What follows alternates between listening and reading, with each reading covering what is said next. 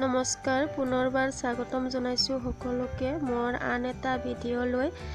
এই ধানখিনি মই যোৱাকালিয়ে মিলি দিছিলোঁ। যোৱাকালি শুকোৱা নাছিল বাবে মই আজিও মিলি দিছোঁ। আজি দুদিন হ'ল এই ধানখিনি শুকোৱা, আজিহে শুকাইছে। এতিয়া মই এইখিনি ভালদৰে ঢাকি থ'ম। আজি চফা নকৰোঁ, অহাকালি ৰাতিপুৱাহে মই এইখিনি চফা কৰিম। আমাৰ চোতালখন ভালদৰে ৰ'দ নালাগে বাবে এইখিনি মোৰ দুদিন লাগিলে শুকাওঁতে। এতিয়া মই এইখিনি ভালদৰে ঢাকি থ'ম, তাৰপিছত যাম খেতি পথাৰলৈ, অলপ খেতি পথাৰো চাই আহিম। আজি দুপৰীয়া মই বনাইছিলোঁ অমিতা ফুলৰ খাৰ, তেতিয়াহ'লে সেইখিনি প্ৰথমতে চাই লওঁ। এয়া এইখিনি অমিতাৰ ফুলখিনি ভালদৰে ফুলা নাই এতিয়াও, আৰু এনেদৰে গোটা গোটা হৈ থাকিলে খাই ভাল লাগে। মই ইয়াত ঠাৰিডালৰ পৰা গোটেইখিনি ভালদৰে বাছি ল'ম, এয়া এনেদৰে। আৰু যেতিয়া এনেদৰে বহুত বেছি ফুল ধৰে গছডালত, ফল এটা দুটাৰ ওপৰত হ'লে বেছি নধৰে। এইখিনি আমাৰ ঘৰৰ অমিতা গছৰে ফুল। এনেই পুৰি যোৱাতকৈ মই ভাবিলোঁ এইখিনিৰে অলপ খাৰ বনাই খাওঁ। ভাজি খালেও ভাল লাগে, মই কিন্তু খাৰটোহে বেছি ভাল পাওঁ খাই, সেইবাবে খাৰে বনালোঁ। এতিয়া মই ফুলখিনি ভালদৰে ধুই অলপ বইল কৰি ল'ম। অমিতা ফুল যিহেতু তিতা লাগে, সেইবাবে অলপ বইল কৰি পানীখিনি পেলাই দিলে তিতাটো কম লাগে, সেইবাবে মই বইল কৰি ল'ম অলপ।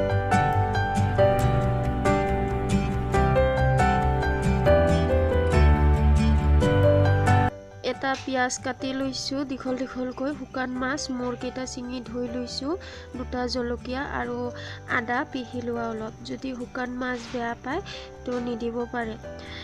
এতিয়া পানীখিনি উতল অহাৰ পিছত ইয়াতে দি দিছোঁ সিজাই ৰখা ফুলখিনি। এটা উতল অহাৰ পিছত এতিয়া দি দিছোঁ ইয়াতে কাটি ৰখা পিঁয়াজ, জলকীয়া আৰু আদাৰ পেষ্টখিনি। এতিয়া মই এইখিনি ভালদৰে লৰাই অলপ সময়ৰ বাবে উতলিবলৈ দিছোঁ।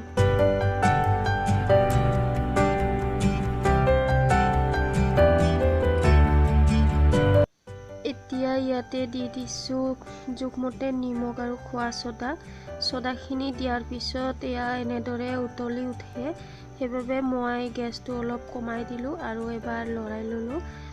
এতিয়া মই আৰু গেছটো অলপ বঢ়াই দি এনেদৰে লৰাই থাকিম সিজালৈকে।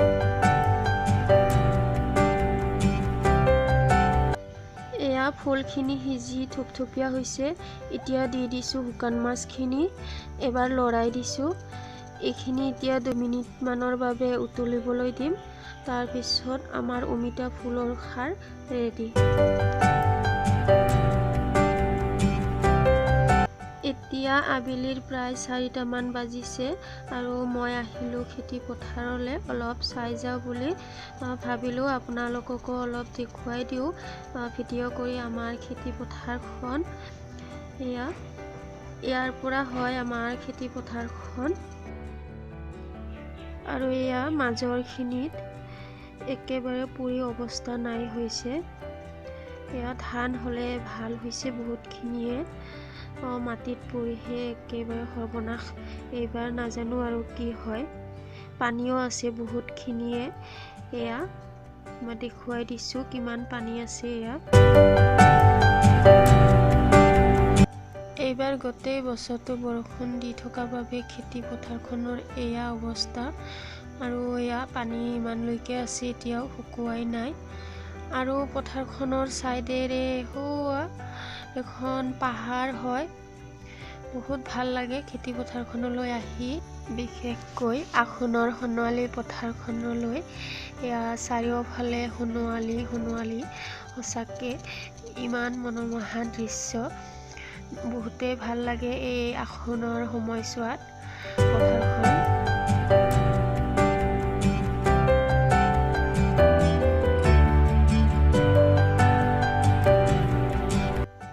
পথাৰৰ পৰা আহি এয়া আবেলিৰ চাহকাপৰ বাবে বনাবলৈ লৈছোঁ আলু পকৰি। তাৰ বাবে এই পিহনাখনৰ ডাঙৰ চাইডেৰে মই এটা মিডিয়াম চাইজৰ আলু ৰুকি লৈছোঁ। আৰু 2টা কেঁচা জলকীয়া মিহিকৈ কাটি দি দিছোঁ আৰু 2টা মিডিয়াম সাইজৰ পিঁয়াজ দীঘলকৈ কাটি দি দিছোঁ। এতিয়া এইখিনি চামুচখনেৰে অলপ মিক্স কৰি লৈছোঁ।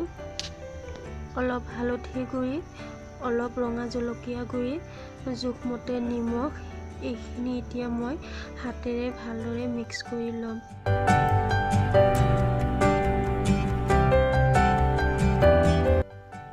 এইখিনি মিক্স কৰা হোৱাৰ পিছত ইয়াতে দি দিছোঁ 2 চামুচ আটা।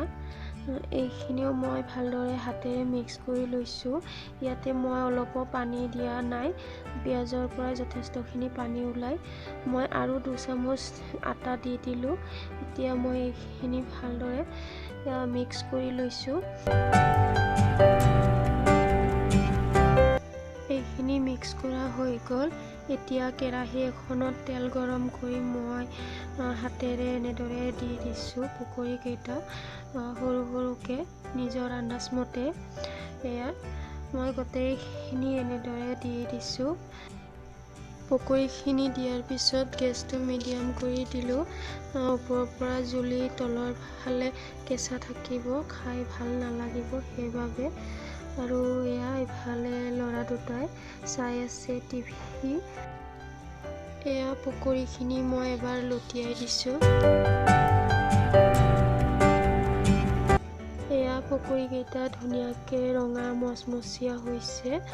এতিয়া মই এইখিনি এখন বাচনত উলিয়াই ল'লোঁ আৰু বাকী থকাখিনিও মই এনেদৰে ভাজি ল'লোঁ। এয়া মোৰ পকৰী ৰেডি। এতিয়া খাম ৰঙা চাহৰ লগত।